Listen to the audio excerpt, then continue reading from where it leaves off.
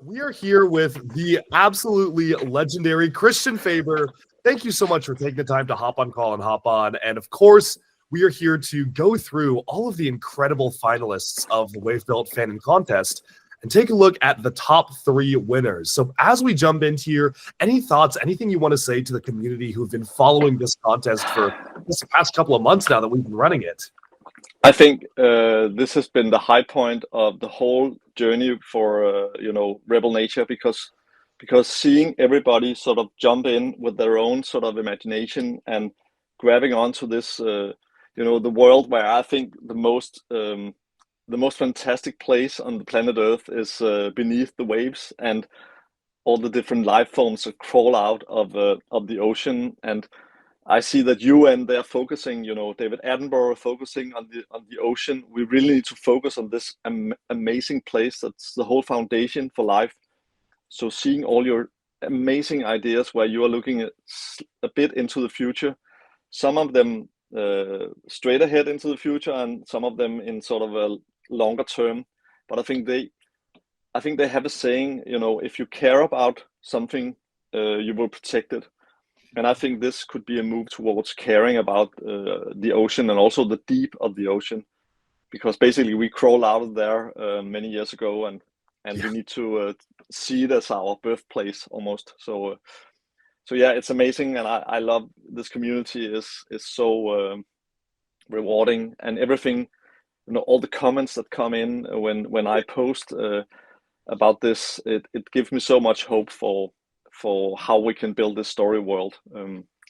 So yes, I'm so extremely happy that we got this up and running, and that you all went in there. So thank you also, Duckbricks, for hosting this whole thing, and I hope our creative journey is just getting started with this. Absolutely, absolutely. And I do just want to say a big thank you to the entire contest team as well. We have a team of incredibly talented and really just incredibly helpful people just helping manage the contests. And while I've been traveling and away, they've been really helping run everything while I've been gone. So I'm very thankful for that. I do apologize for the winner announcement coming out a bit later than expected. I've been traveling all around, and I have one day to do this, but we are going to get it done because this has been the culmination of a really exciting project. And without further ado, I think that what makes the most sense is for us to go through all the finalists, share some brief thoughts on them, and then do a countdown of 3rd place, 2nd place, and 1st place at the end. I have a little excuse to make before that, because I started up, in my naivety, I started up a Discord server for Rebel Nature. And I just want to say to everybody that's out there that I haven't had much time to go and check it out, and this is not on purpose. And the discussion going on out there, I'm not in control. So I need to learn how to tackle that. And sorry to everybody who maybe thought that I would be out there every day. I would really like to be there, but there's a lot of things that's happening in the Rebel Nature and everything else. So I will try to get into the habit. But sorry for the Discord mess up. Oh no, I'm sure it is. I'm sure it's all good, and I know that I'm sure a lot of folks would volunteer to help moderate. And you are super busy. I know there's a lot of really exciting stuff happening behind the scenes with Rebel Nature, with getting all of the equipment off the ground. I know you just announced kind of relocating to a brand new office space, which is super exciting. I know I'm excited to see it when I go visit you in Denmark. Soon. So that's going to be super hype. Expect a video of whatever that new place is going to look like for sure. Today we just saw the first Unreal Engine meta-human version of Res in the new setup. Wow. It looks totally amazing. It's that move with the new Unreal has just made the biggest difference. So you look forward to the next stuff that's coming there. Yes, but let's jump in to the water. Let's do it.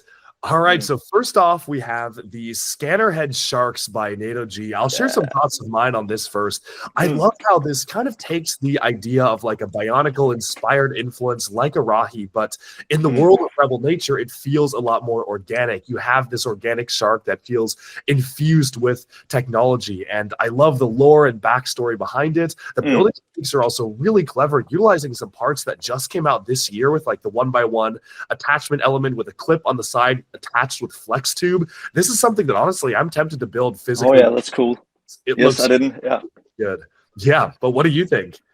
You know, this is one of the books I got for inspiration when I was a kid, and it's Yep. and one of the pictures in there that I never forget is this one. Can you see it? You have that ready to go already for this entry. Oh, that is so perfect.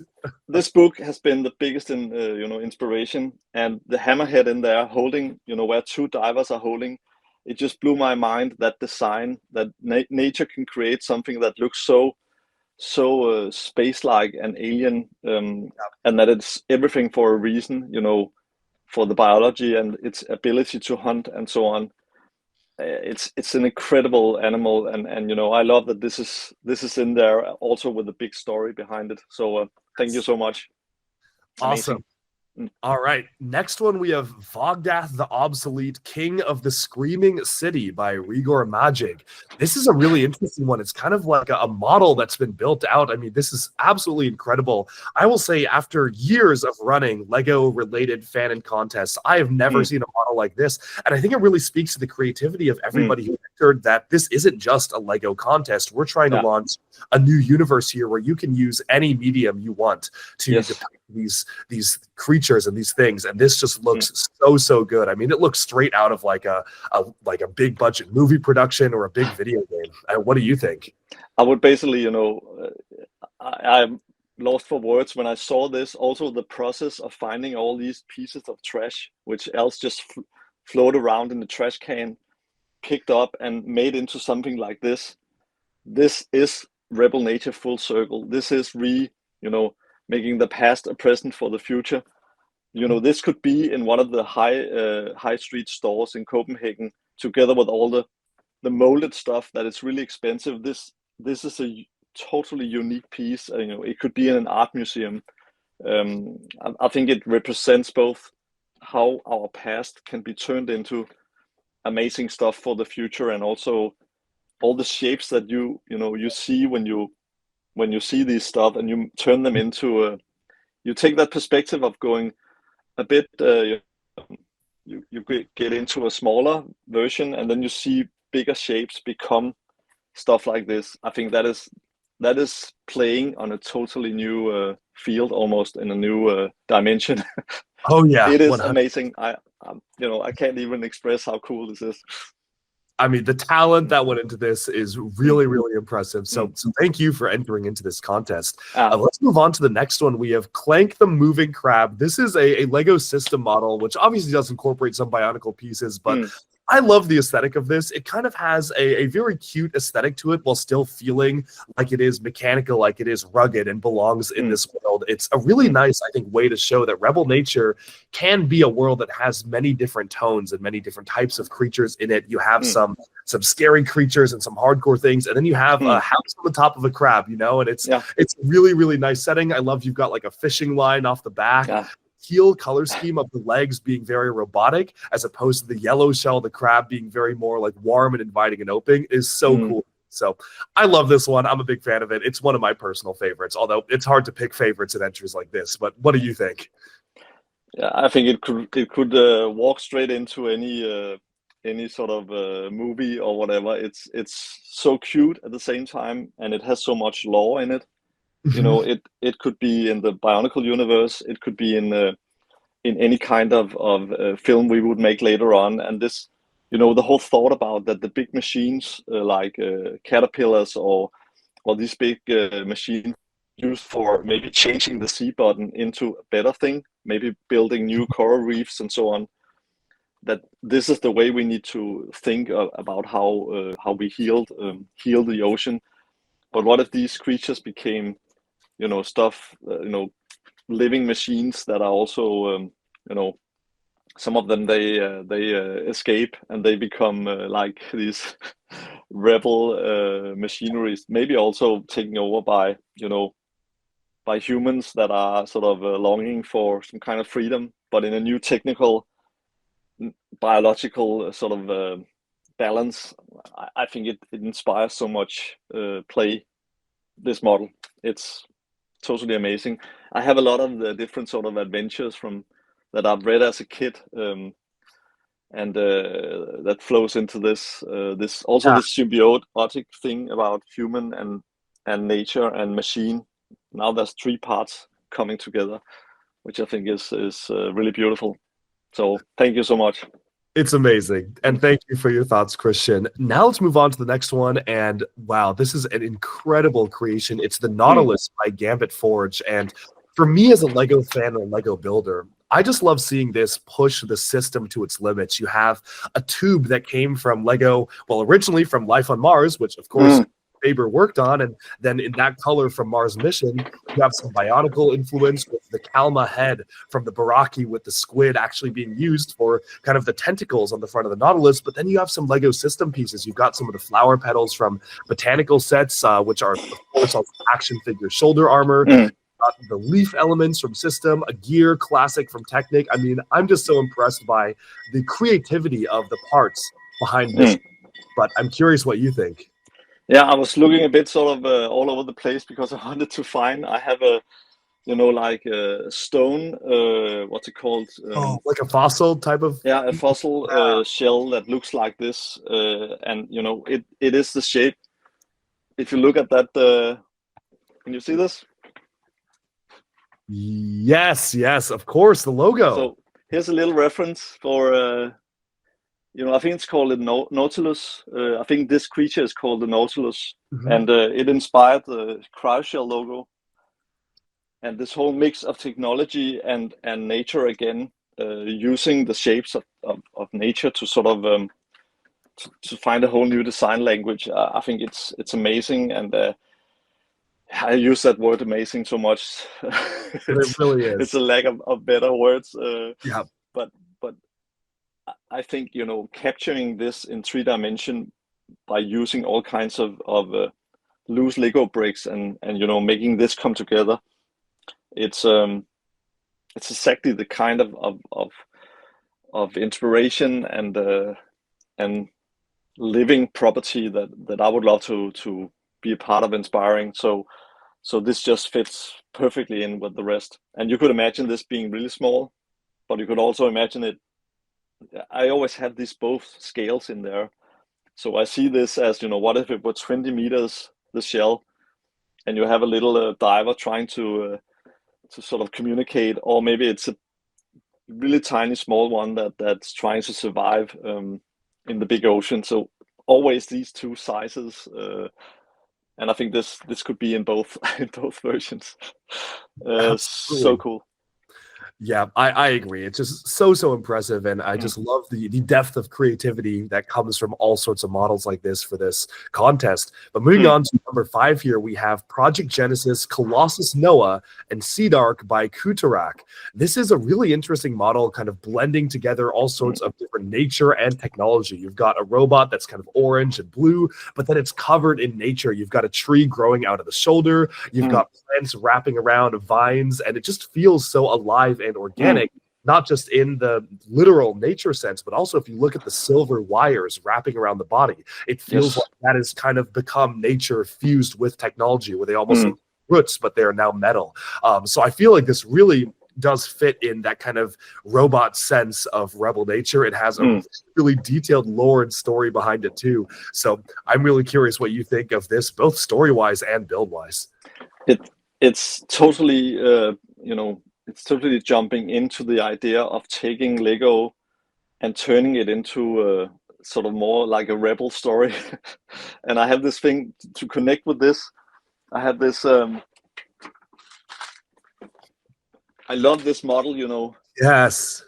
But imagine building it onto some kind of rebel scenery where this bonsai tree actually is growing out of a container or something else. So you take models that are not normally, this is sort of for display on your shelf, but if you pull it down from your shelf and you actually start playing with it in a scenario that's new, I just think that would be so amazing. And basically the whole blend of elements and technology that this represents, this could be a character in the Bionicle lore as well, where we had an idea about robots being rewired by nature. So you see like a robot that's obsolete and it's dropped in nature, and then these fungus plants or whatever start to sort of crawl in, and there's still some kind of power in there, and then there's a fusing of these two technologies, and who knows if it's a good or a bad creature that comes out of that. But I love this model. You know, I could just imagine how many cool poses you could do in great locations. And size-wise, as with the others, you know, this could be like a normal tower size or whatever, but it could also be a giant walking the, you know, the ocean floor, or maybe the beaches of Antarctica or whatever. Yeah, it's so cool. Yeah, it's amazing. But now let's take a look at the next one here. This is heavy, the Siphonophore Observer by Red Alert Halo. It is a drawn entry. Kind of reminds me of some of the early drawings that you would do for Bionicle. Oh, yes. Kind of has that same vibe where it's hand drawn but colored, and really does feel like a concept being brought in. I love the idea behind this, where it's literally using jellyfish as its arms. I think that's just such a cool and unique idea. I can imagine this in action, where it has these very clunky and robotic legs, but it's the jellyfish. Actually, it's almost like a mech suit for this jellyfish creature, where you can see little bits of it wrapped around all the joints, keeping these pieces of armor together, and then it has the hands free to reach out and do different things. It's a colony of different zoans is what it's saying. It's this new type of jellyfish. So love the lore, love the story, and love the creativity behind this entry. And what do you think? Have you seen these jellyfish that float around? I can't remember what they're called in English, but they have these this bladder of air, and then they have a sail that they can fold up, and they are extreme. I know exactly. You can basically die. And when you see the tentacles, they sort of they're almost like something that comes out and is retracted again. As far as I know, it's a colony of creatures living together. Yeah, sort of almost like a floating anthill or whatever. Imagine this. Imagine this connected with technology. I could imagine some kind of brain in the center there. That sort of is the observer, and maybe it's a whole society living in here. If it's small creatures. Yeah. And it's probably taking inspiration from a humanoid, you know, with the legs for long strolls, and also having arms too. So in some way, maybe there is some kind of human inspiration along, you know, on the long stretch. But nature has certainly taken its own direction.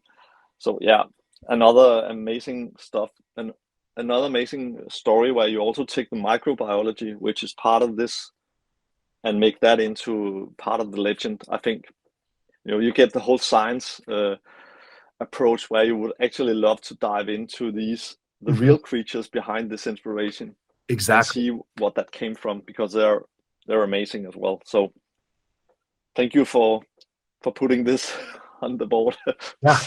And I mean, the creator of this entry actually mentioned in the description this was inspired by colony animals like the Pyrosoma atlanticum or the man-o-war jellyfish. Man-o-war, that's what I'm looking for. Yes. So that's exactly what you're thinking of. That's perfect. Which is so cool. I mean, taking real life inspiration and twisting it into a sci-fi technology blend is all about what Rebel Nature is. So I feel like this is a really, really good entry for this contest. And moving on from that, we have our next one here, which is the Deep Walker by Robert Poole.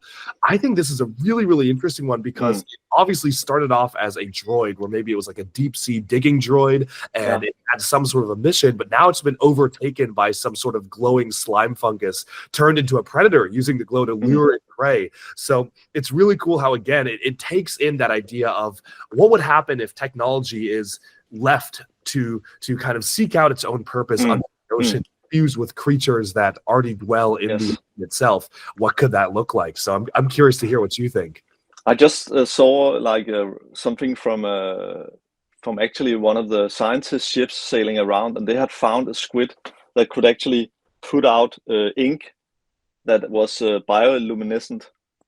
So imagine that they could sort of they're not they shut off their color, and then they shoot off light basically as bio slime or whatever they called it, bio slime.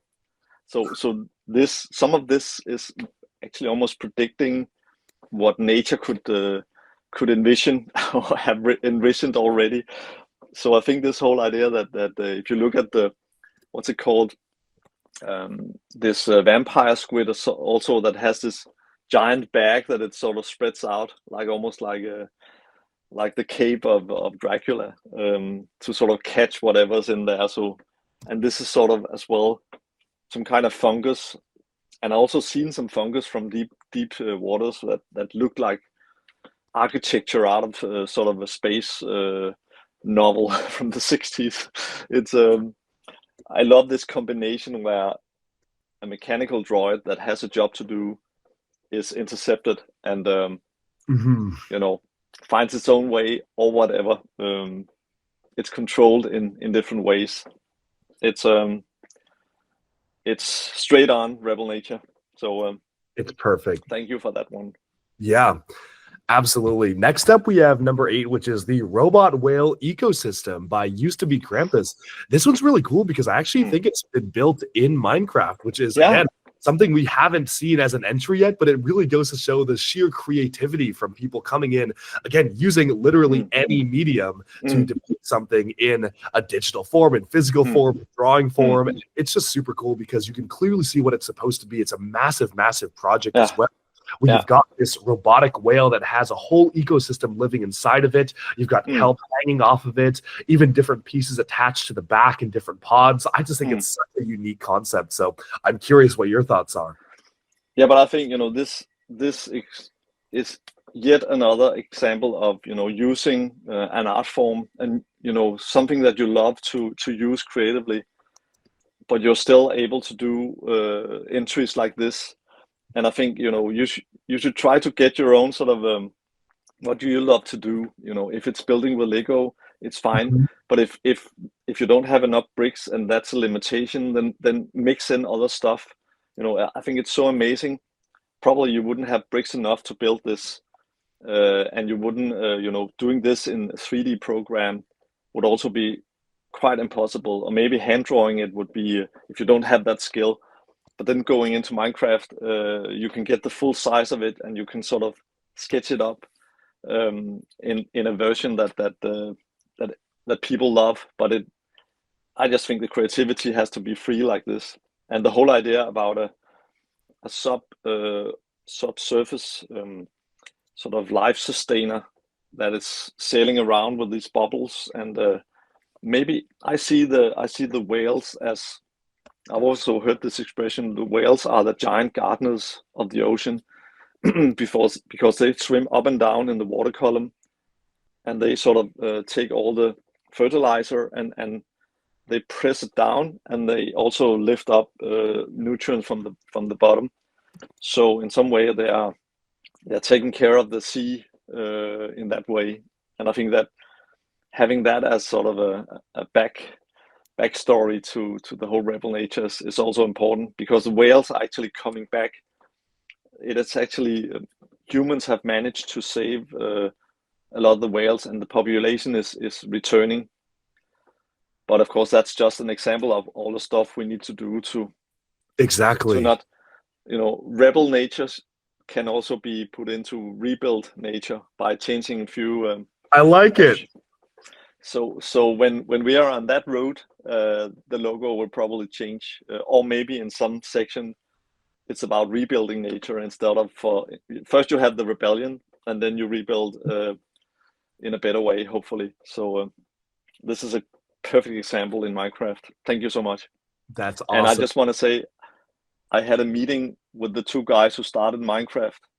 No way. I didn't even know that. Way back, and they were sitting presenting this idea they had, and the rest is history. But just to say, it didn't become part of the Lego portfolio, which they actually asked for. But we met them, and it was like, good luck with your bricks and your you know. And then later on, it's just like, oh my lord. So yeah, it's awesome. Just keep on with your stuff you believe in, then it's gonna be a great journey. Oh yeah, 100%. But moving on from that, that's a really cool story, by the way. Also, I mean, I just love how you have just random stories that you could just whip out and just tell. You will hear more about that at one point because I'm it's really excited. funny. Oh yeah. I can say we also had a meeting like that with two guys from Sweden. They did a little thing called Spotify later on. They had an idea for this music service that they wanted to build, and we were just like, Apple has taken all that. How do you think you can compete with that? Oh man. Okay. Yeah. Well, I guess I showed you how. Yeah. So yes, we have big plans with Rebel Nature, and we are continuing. Very, very exciting. But yeah, let's go ahead and move on to our next entry here. We have number 9, which is the Anglerfish by Sapphire is Here. And this is a really cute one to me. It has a little bit of like a spooky aesthetic to it because it is an anglerfish. You can imagine it lurking in the dark with those big eyes. But I also feel like there is something kind of cute about it as well. It's a bit chibi in its nature. And of course, it is built out of usually robotic bionicle pieces, but making a very organic fish out of it. So what do you think about this? I think this shows how the Lego bricks, if you are creative like this, you can also make a smaller model into becoming so lifelike and have this feeling of being full of details and so on. I just love this, and also when you use different parts as different things. I have one favorite just to say that this reminds me a bit of this, but using this hand as a sort of the headpiece of a robot. It's sort of the same thing as using these eyes in a different way. So that is the magic of what Lego can do, and and I think done like this, this is a winner. This could be on the shelf. Oh yeah, basically 100%. And just imagine you could have res really small next to it. Yep. Looking, and so it's a giant one. Yeah, what is that light coming there? Or you can also have it as a small little sort of a companion trying to tag on to the safe pod. Exactly. Be really big or really small. It works both ways. It's really, really cute and cool at the same time. All right, next up we have number 10, Take Me With You, which is a 35-second animation entry by Borok Animations. This is the first time I think that we've actually gotten a video sent in. And the thing that really stood out to me about this is that it's blending stop motion, it's blending 2D animation, it's blending 3D components, and it feels like it has such a unique and distinct style. It flows so well too. I mean, it moves so realistically. And I just love how it kind of looks like there's this smaller creature puppeting a much larger mass of electronics and nature. And you have some butterfly-like creatures, which are kind of trying to tug it along and flying in front of it. It's just so creative. It feels like hinting at a much larger world when I watch this. And what do you think about this? I think this is, the talk about Mind One, and this is this big creation, this big oil rig that's been built into some kind of fortress for nature, mixing with technology.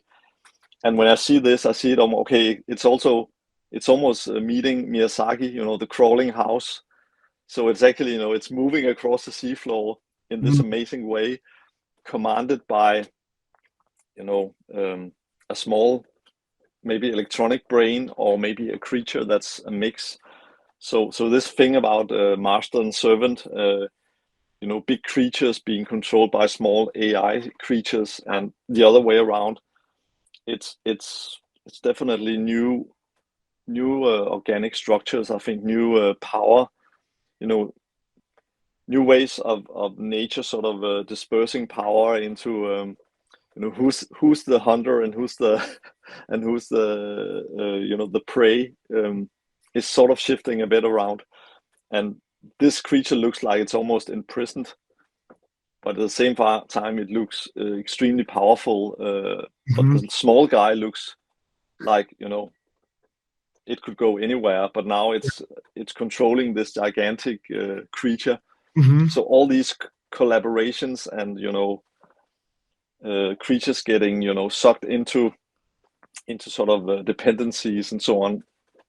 And that could lead to any kind of story. This has so much depth in it, so it's really well made as well.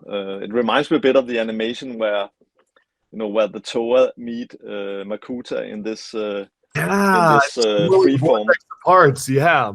where Makuta is everything and nothing at the same time, Hmm. and that has the same feel of the bad guy could be both the big and the small one. So it could, Yep. when you think you have the big guy, the small one is sneaking away.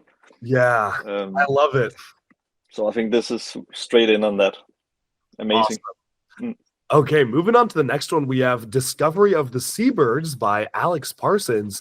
This is a really unique one because you have kind of this diver-like character who's going into the water, discovering these creatures living underneath. The one thing I want to say that stands out to me here is the editing and presentation of this model is really well done. It feels very vibrant. It feels incredibly lifelike in the way that it is swimming in the water. You've got these kind of almost feather-like appendages, which are literally glowing. So there's a lot to love here, but I'm curious, what do you think about this? I basically love that there's a full scenario here. There's a size reference with the diver, and there's a full creature, so you get the full sort of play scenario at once. And I just have to sort of recap. Could you just recap for me, because is this an organic creature, or is it a... Yeah. So it looks like we've got like a diver character venturing underwater and encountering this seabird-like creature. I really like how the lore kind of written alongside it is written just like a journal entry of the diver, where the divers encountered some sort of new life form that they named Seabirds because it reminded them of some sort of a seagull but underwater. Yeah, of course. It's an alien-looking creature. The theory is that maybe that there was some nuclear runoff. It mutated an old species of fish. The fins are glowing a bright green, so they might think that maybe there's this has some radiation to it. Yeah. And it says that scientists of old believed radioactive materials could harm animals, but maybe the species is proof of the contrary, that it's instead mutated some sort of creatures, and it's truly nature rebelling against things that are trying to destroy it. So that seems like the lore is behind it. Yeah, and I also think, nature finds a way. It's the saying from the Jurassic Park.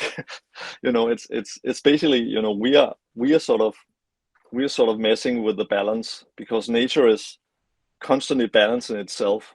And I actually heard the word about the word sustainability is actually wrong, because there's nothing sustainable about nature. Nature is changing all the time, and that's exactly what makes it sustainable. But it's not sustained, it's actually changing. But it's changing in the right way. It's flexing in the right way. So if we want to keep stuff as it is, we're actually working against this flow of nature. So this was just a way of saying, radioactivity is a part of the natural world. Every stone, everything has radiance inside it. So I guess nature also learns to manage that. And I know that there's in one of the nuclear plants that had an accident, there are some big fungus growing around the radioactive core, which is really strange. Yeah. Because no living thing can be there. Actually, it's impossible, but apparently some can anyhow. So maybe this is a creature that has found out how to use radioactivity and turn it around. That's a cool idea. Yeah. I've actually always, now in the crisis we have in the world now, I'm thinking, what if you invented something that could actually neutralize an atomic bomb? Something that went, opposite, that sort of contained. I know that's crazy thought, but if you have something that can do one, you normally also have the opposite, the antidote. So maybe this creature is shutting down or using the radioactivity for something that's positive. Yeah, and that could be a whole new leg of story in Rebel Nature. 100%. I mean, just the inspiration here, I'm sure it's giving you a lot of ideas to work off of as well. Not that you need any more ideas than you already have, but it's so cool to see so many different concepts come from the community and see, okay, where can we work that in maybe to a story or plot line? With that, we can move on to number 12, is The Wandering Garden.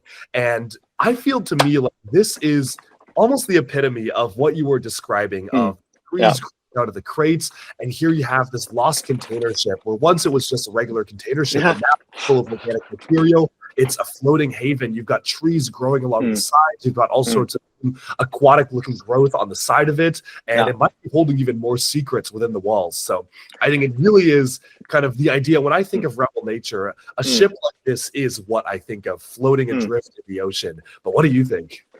I think Rebel Nature is about what we try to do to save the ocean, but also what works against it.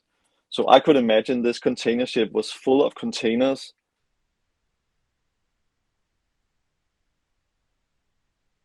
A bit like this, but it contains, it contains trees or coral reef, and it's dropped it's dropped in the ocean, so it floats, and then it drops to the bottom, and then small drones start building the reef, or if it comes onto an island, small AI drone starts to plant out seeds.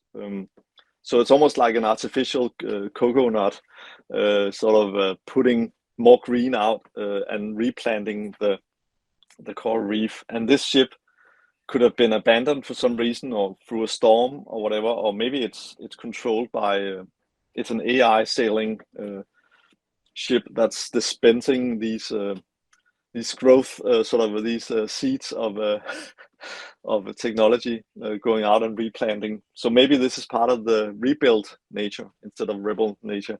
Yeah, And then nature took over anyhow. So yeah, but amazing model. I love this rebellious feel of when you start taking model that's normally like a ship with containers, and then you add story on top of that. I could see Res coming to this thing and going aboard and finding, if this is a normal container ship, imagine what could be in those containers. It could be everything from a snow globe with like a souvenir inside, or it could be sneakers from the, or it could be like an expensive car. But she's like looking for organic stuff to, or water or whatever. So yeah, it's so inspirational to see. All right, well, we'll move on to number 13 here, which is the load-carrying lobster by Lunatic. This is kind of a similar idea of the crab with a house in the back here, but one thing I really want to point out is the presentation of this model kind of feels to me like the old images that you would make for the Lego marketing and for the magazine commercials, where you kind of just use the materials you had. Yeah. It's made a landscape where you can see that they're using like a sandy landscape here. It's a powder. There's a blue background, which is just a sheet. I mean, it feels so creative to actually stage your model in an environment that feels so real. And it's supposed to be underwater. So you've got these divers, one of them is saddles riding the lobster. It's a really well done build. I'm curious to hear what you think. And I love the little lobsters too, kind of walking alongside it like the baby lobsters.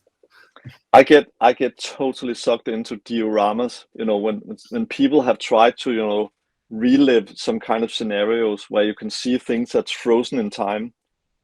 It's I don't know why I become a small spectator sort of inside this scene when somebody has made the effort to create a scenario.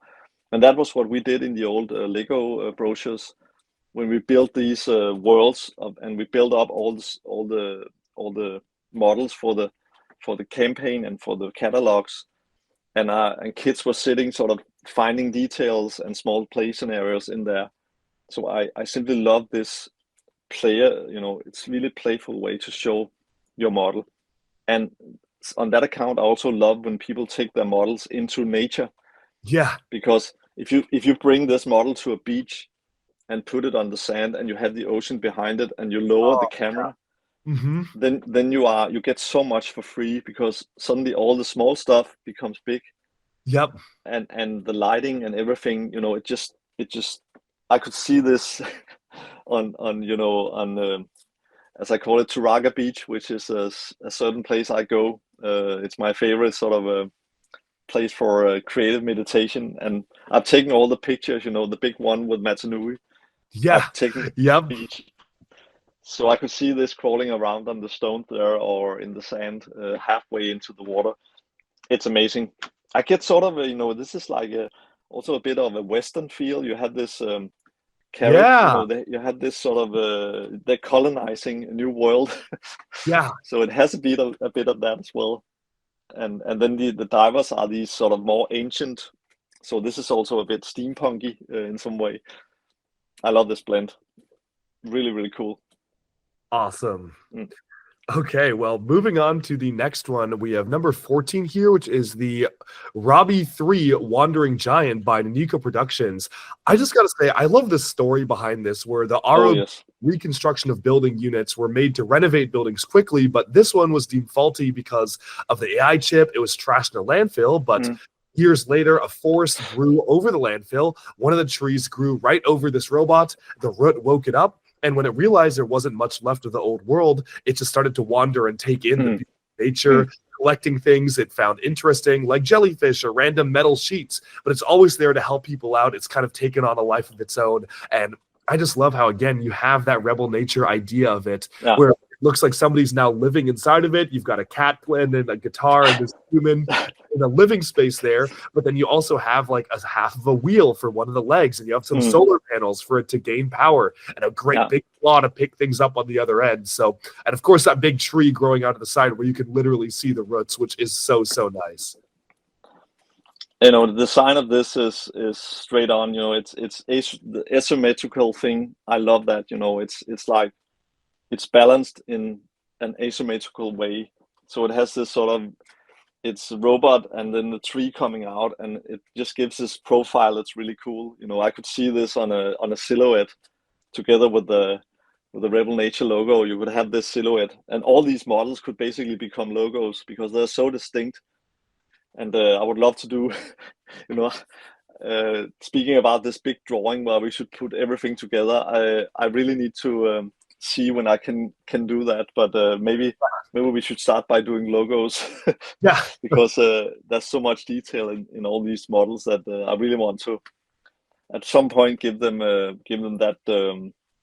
that credit back to bringing it into the universe.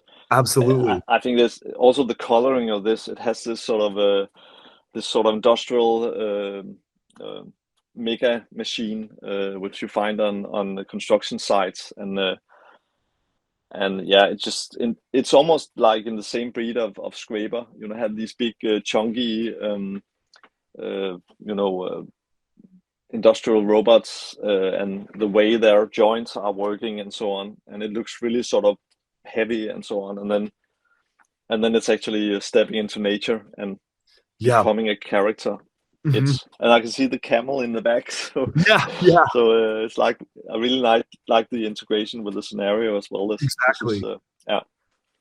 It's awesome. Mm. Well, let's move on to number 15 here, The Friendly Octopus by Kleb's Creation. This is a really, really nice sort of drawn out in a Oh yeah. realistic manner here. And it's sort of a test subject of a very intelligent octopus. You can see that it has technology blended into like the brain of it. There's some tubes into it. There's even the thing I love about this image is you can see that they also included their sketches of when they were developing the final image, how I they love that. on this final part. It really reminds me of your concept art and how you would Yes. sketch things out and have like, hey, here's the final version. Mm. Really, really well done.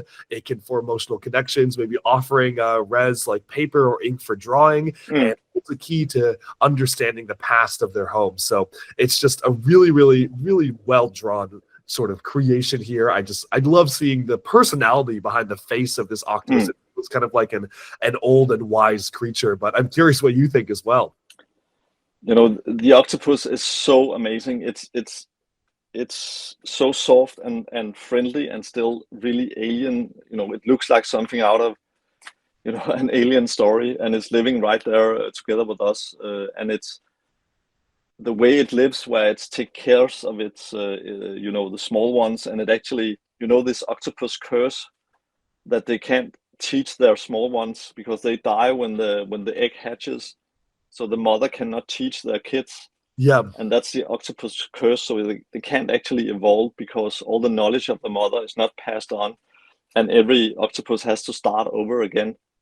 So breaking that and giving them the opportunity not to die when the kids are hatching. But it's actually also, I think, sometimes it's really raw, because nature is sometimes raw, and it works as food for the small octopus when they hatch.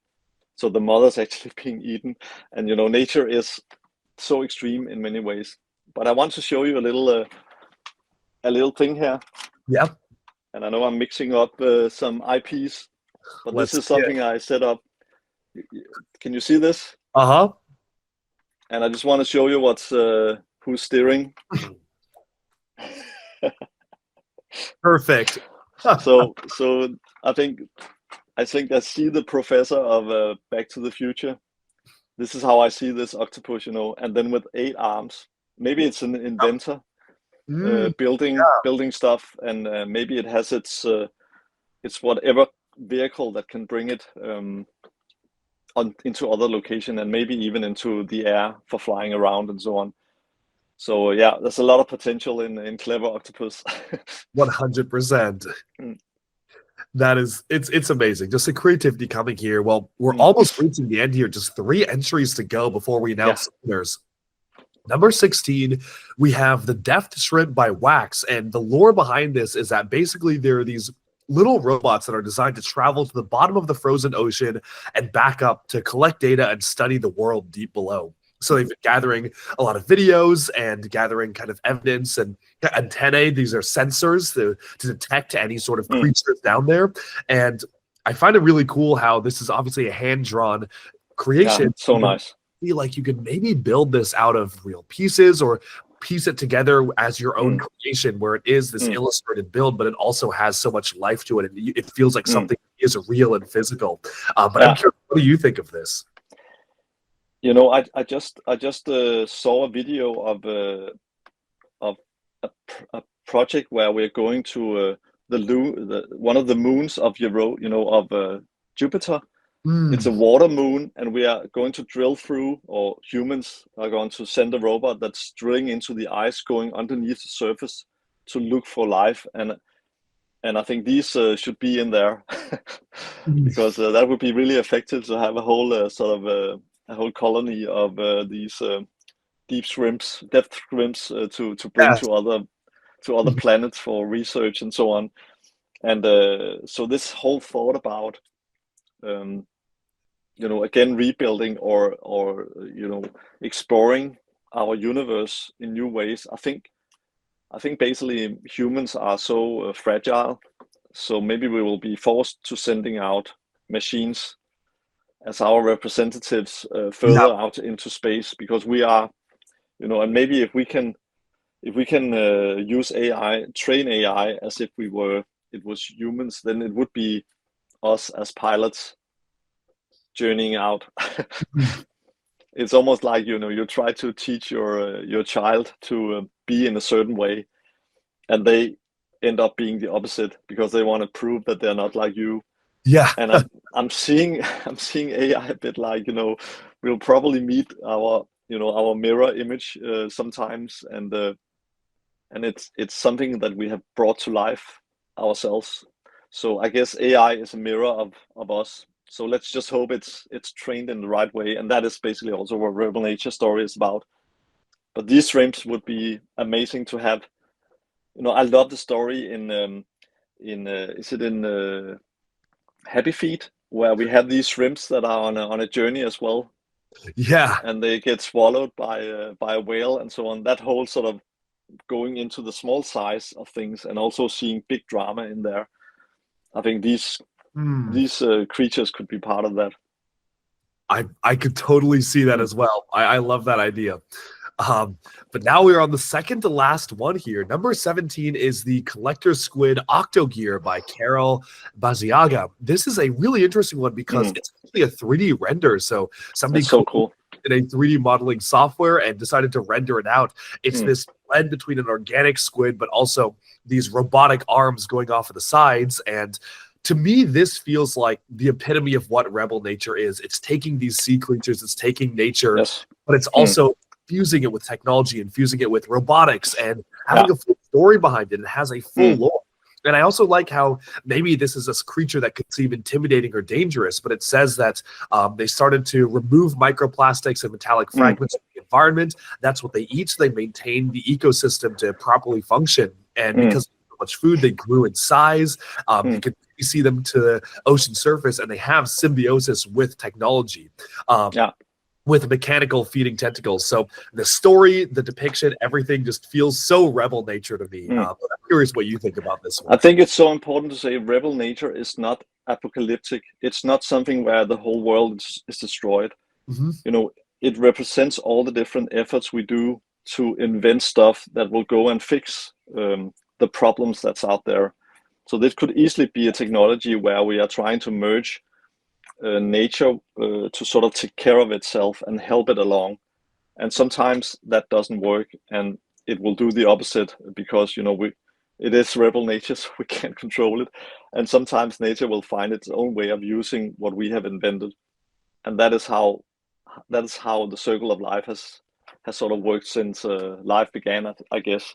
So this is, you know, the octopus are really clever, and they are. Yeah. I heard somebody say that if somebody should take over the domination of Earth, it would probably be octopus if we were not here, because they know how to how to sort of operate a lot of different things, and they have sort of systems that are beyond. Of course, they need to tackle the problem with the soft body and being above ground, above surface. But I guess we can say the same of ourselves. We are also pretty brittle. And we are not made to do all the stuff we are doing now, but using the brain together with the control of material and energy, we have come to this place. Yeah, I love it. We can now sit and envision how other species could do that, which is quite a high level, I think. Exactly. So we are seeing, you know, how would this work on if it was an octopus doing our evolution. So I think this sort of his full circle of the rebel nature sort of universe, and then it's rendered in 3D, which means that this could be animated straight ahead, which would be really cool. With Res coming in and trying to find, is this friendly or is it not friendly? And it's really bad advice to not to sort of not read that right. Yeah. So that's good that Res has resonance as her special skill, because she can feel bad intention or good intention, hopefully. Yeah. Exactly. Well, now we've made it to the final entry. Last but definitely not least, we have The Bright Island by Wizards Only. And the story behind this is Rez and Scraper are investigating a dangerous island where there's a mega array of abandoned reflective panels that make it such that there's an environment where life can only thrive in the thin shadows cast by still standing infrastructure. So it's a really, really cool idea. It's like this gigantic solar farm, and life has somehow managed to still pop up just along these shadows where that's so cool. Which is such a cool idea. I mean, the artwork here, the creator says they wanted to make an environment that sort of looks like that enigmatic, surreal, but grandiose atmosphere of some of the early renders that you were working on for in the early 2000s. And I feel like it does really have that effect. It feels like one of those Lego Technic environment renders stuff that we would see on Drone Racers or something like that. Yes. I'm so curious to hear what you think about this. You know, it really captures my heart, because this is, you know, Scraper holding an umbrella. And now that's full circle to Miyazaki with Totoro holding the umbrella in that perfect scene. So actually depicting this, seeing this, where she is protected by this big Baloo, you know, from Jungle Book, and they're going to investigate the world around them, and they are, you know, they're this odd couple. And there are references to other stuff, and then they go to this amazing place. I've heard about these solar farms, and you know, the rays that come from these mirrors, they are, you know, they're gonna kill you if you go into the wrong place. So the thing that nature still are in there and taking advantage of the shadow. In some way, I think this is quite amazing. But you know, this is where shadow means life. Exactly. normally it's the opposite. Yeah. So Oh, I I love didn't that. think of that. That's perfect. Yeah. I love that duality of things, but also that life can grow out of a volcano at 2,000 meters depth. At these giant smokers, you have every kind of life living around those black smokers, and there's no sunlight. So it's just the whole rebel nature is about the amazement of life and the ingenuity, the great sort of creative inspiration that comes out of watching nature and protecting it. So I think it's a perfect sort of collection. I feel we have been our way around the universe of rebel nature in looking at this selection. Yay! Yes.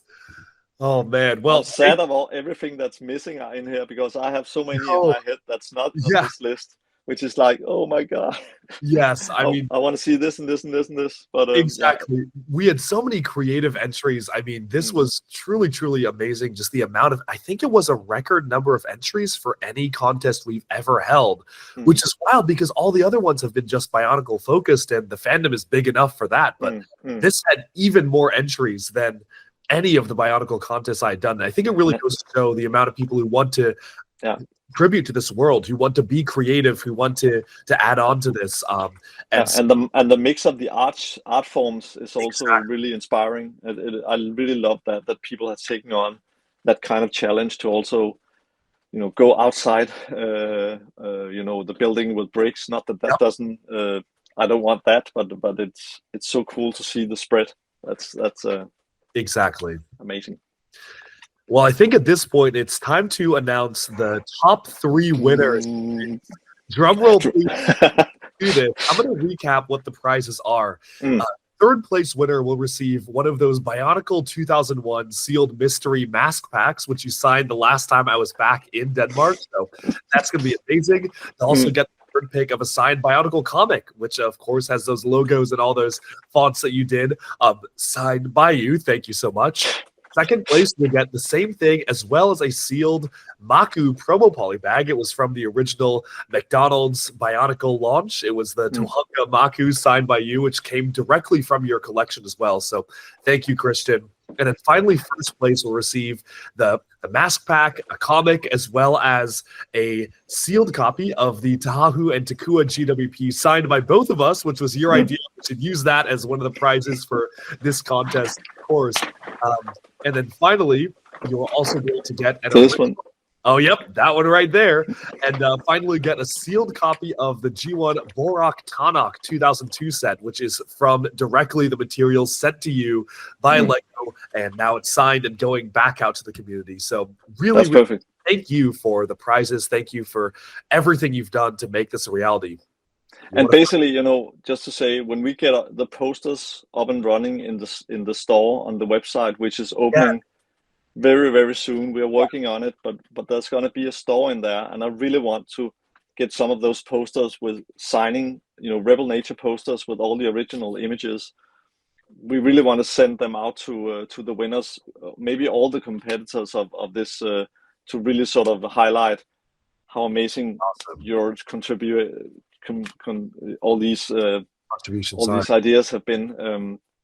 So that is when that poster production is coming up and running, and we're gonna try to put all these suggestions out on that website as well, so you would have access to seeing how this evolved.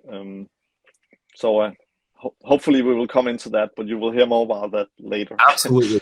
We'll see what we can do to make it happen. And of course, we do have that idea as well for you to draw out some of the entries in some form throughout the course of Rebel Nature. So stay tuned for that, because that's going to be a really, really cool project for you to work on. But I think we're ready to jump into third place.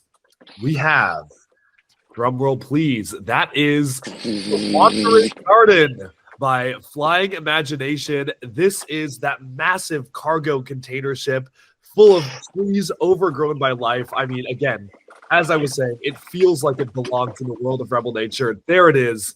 So incredible. Congratulations to Flying Imagination for third place. Any final thoughts you want to say to Flying Imagination, the creator of this build, to congratulate them on this third place win? I'm quite sure that this is gonna be in some form in the story later on, and it's gonna be, you know, it's gonna have your name on it. It could be funny to put that, you know, as a tribute. Yeah. If we have a container ship or we have containers, I would put your you know, your signature on the side of that. If we have a film or a game coming out, so if you see yourself sort of coming into this as brands or as ideas or as characters, don't hesitate to ask for big, you know, connection to this competition. This is like, I see it as a big buffet of ideas that can be used across the community, and hopefully starting up this whole world in the most multiple way. So amazing! I love this. I love it. I love it. That's so special that you even get a factor in it. Hey, Flying Imagination is a pretty good name for a seafaring vessel, so I can even see it being the name of one of the cargo boats. Yeah. But now we'll move on to the second place winner of this contest, and we have The Bright Island by Wizards Only. And congratulations to me. This is perfect because it is, again, it's taking in inspiration from those early renders that you worked on. It has Scraper holding the umbrella, like you said, you love it so much, and it's taking your own characters and putting them in such a creative setting, turning things upside down where the only place for life to grow is in the shadows. Yeah. And you have that kind of depicted here. Any thoughts you want to say to the winner of this one?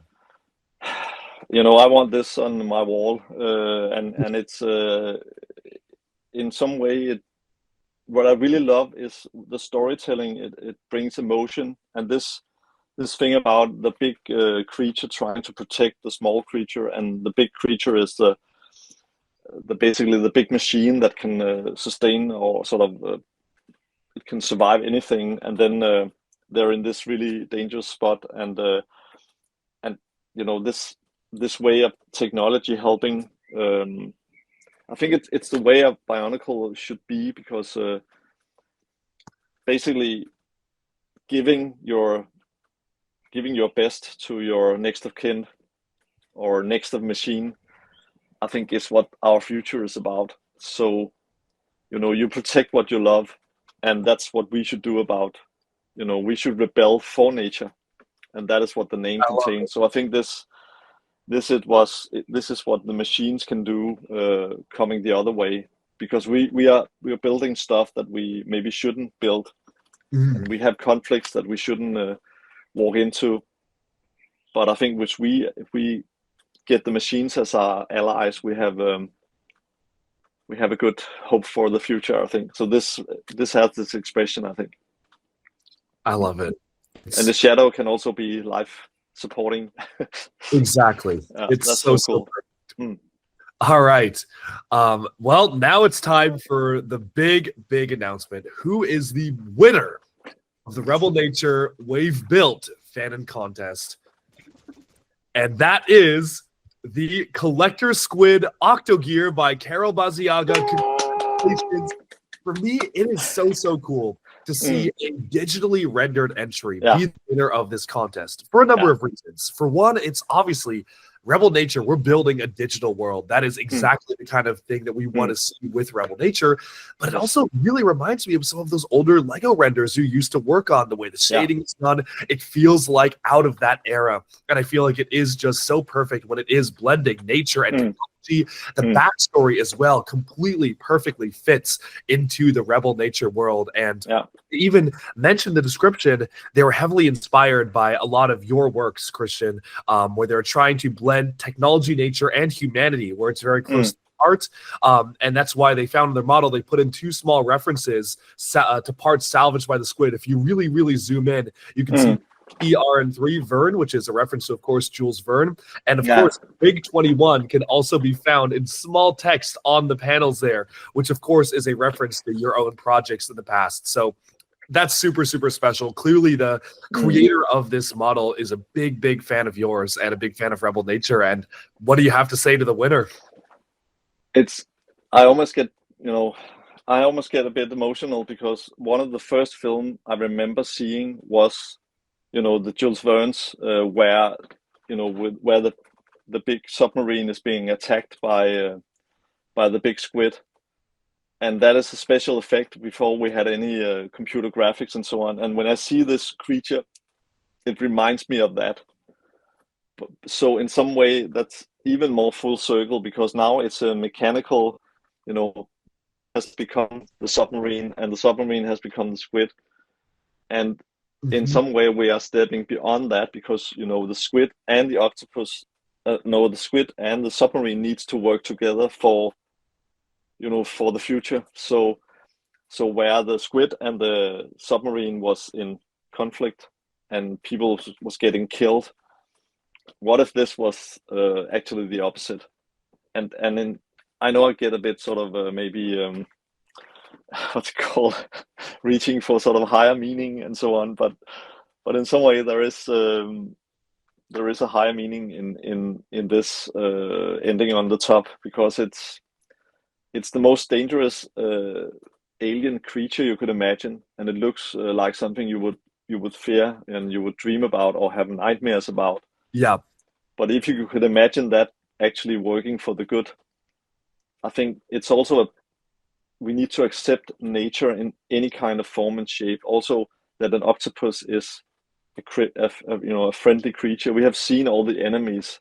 We see the sharks as something that's going to kill us, but we're killing the sharks in much bigger numbers, and they are responsible for keeping the whole ocean, clean, and they're like the dark side of the whales. They're keeping the the population clean, which is nature's way in the right way. But that we see nature as bad and good is basically the wrong thing, because the balance require both. And I think I want to say this word, which I saw Antonio Guterres from UN say, our biggest future enemy that everybody needs to fight. It has a name, and it's called greed.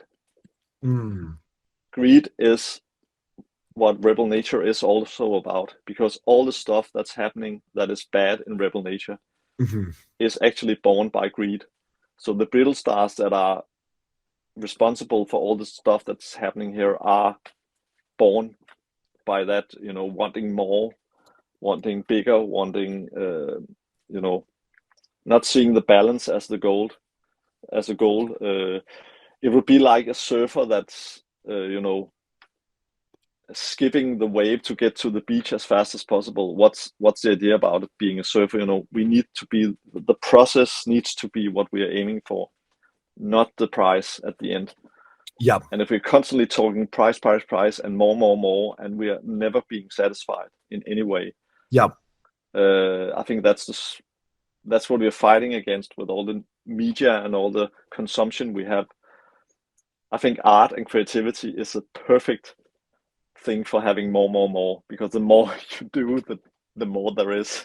Yeah. So that is the most sustainable thing we can do. And then of course make the past a present for the future. And this model has that exactly in the core, because it's the Jules Verne story made into a present that we can give to the future. I love it. So fantastic. This has been the greatest walkthrough and the greatest competition I have ever been part of. And of course, I haven't sort of given the inspiration to a lot of them, but of course, Bionicle, you can say, in some way has inspired a lot of competition. But this has sort of this is like a high point for me, definitely. I'm so glad, Christian, and I'm glad we got to take the time to go through all the finalists, and on your channel as well. You went through every single entry and shared your thoughts, which is insane. And it's so special for everybody who submitted entries to actually see you comment on all of the entries. So if you submitted an entry to this competition, go check out Christian Faber's channel, linked below, where you can see his reaction to your entry, because he looked at every single one. And this is just the beginning. We have so many exciting plans, and I really want to see Christian Faber's next project, Rebel Nature, really take off and succeed. And this has been the first big step into making it a reality. I mean, this is more traction than we've ever seen for a long time. Yeah.